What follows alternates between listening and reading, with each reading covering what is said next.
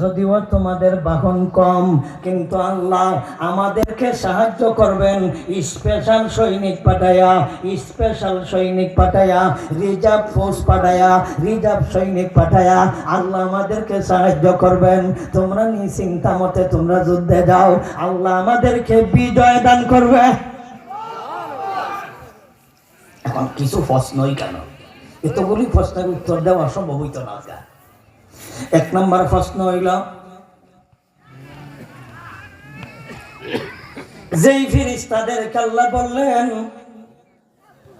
1000 ফেরেশতা, 3000 ফেরেশতা, 4000, 5000 ফেরেশতা, প্রত্যেকটা দলের একজন করে কমান্ডার আছে।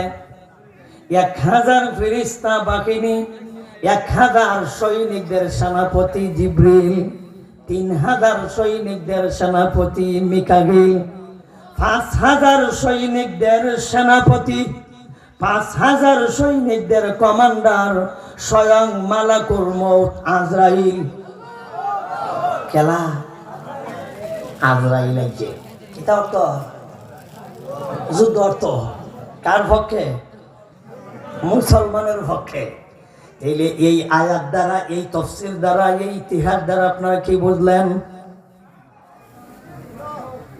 এই ইতিহাস যদি আপনারা বুঝে থাকেন, এই ইতিহাস যদি আপনাদের জানা থাকে, আমেরিকার শক্তি যতই বেশি হোক, পার্শ্ববর্তী রাষ্ট্র মোদী সরকারের শক্তি যতই বেশি হোক, আল্লাহর চাইতে বেশি না, জিব্রাইলের চাইতে বেশি না, মিকাইলের চাইতে বেশি না, আজরাইলের চাইতে বেশি না।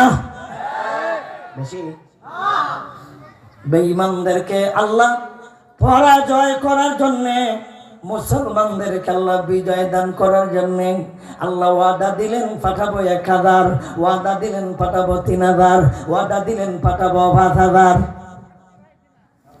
কমান্ডার সর্বশেষ বাহিনীর মালাকুল মউত আজরাইল। এক নম্বর প্রশ্ন হইল, হুজুর আল্লাহ যখন ওয়াদা দিলেন 9000 দিয়া সাহায্য করবেন, তাইলে 9000 একসাথে ভাড়ায় দিত। আল্লাহ একবার কইলেন কেন 1000, একবার বললেন কেন 3000, একবার বললেন কেন 5000? আল্লাহ পালাক্রমে পাঠাইলেন কেন, ক্রমান্বয়ে পাঠাইলেন কেন? আল্লাহ পাঠাইতই যদি একসাথে পাঠাই দিত, 9000 একসাথে পাঠাইতো। আল্লাহ একসাথে পাঠাইছে না, একবার পাঠাইছে 1000, আরেকবার পাঠাইছে 3000, আরেকবার পাঠাইছে 5000। আল্লাহ এইভাবে পালাক্রমে পাঠাইলো কেন? আল্লাহ ভিন্ন ভিন্ন দলে পাঠাইলো কেন? একসাথে পাঠাই দিত।